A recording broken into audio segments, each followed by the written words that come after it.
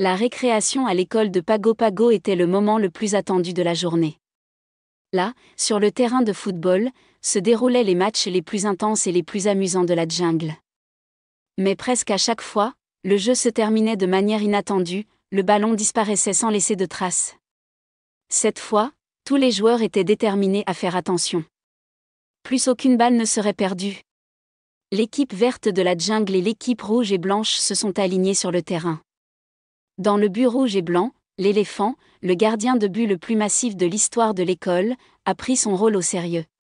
Avec sa trompe dressée et ses oreilles grandes ouvertes, il était inébranlable.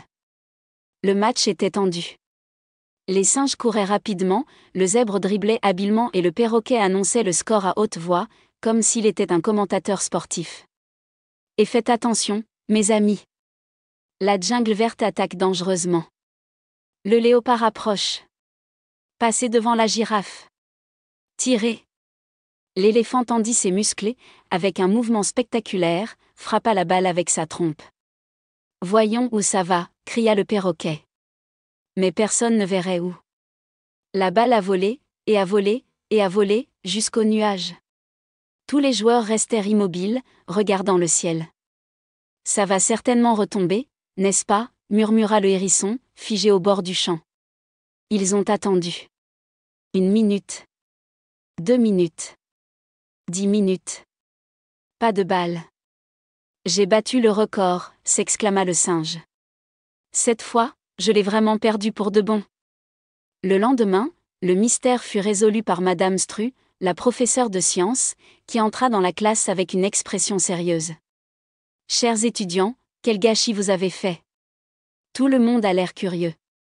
Il semble que Monsieur Pélican et Mouette aient eu une conversation importante en plein volcan, soudain, avec leurs nageoires ouvertes. POC. Votre balle a atterri directement dans le bec de Monsieur Pélican. Les étudiants ont éclaté de rire. Et qu'est-ce qu'il a fait d'elle, demanda la girafe.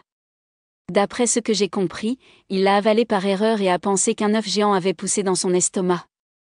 Depuis lors, on parle beaucoup à Pago Pago du mystérieux ballon perdu et du pélican qui a failli devenir gardien de but sans le vouloir.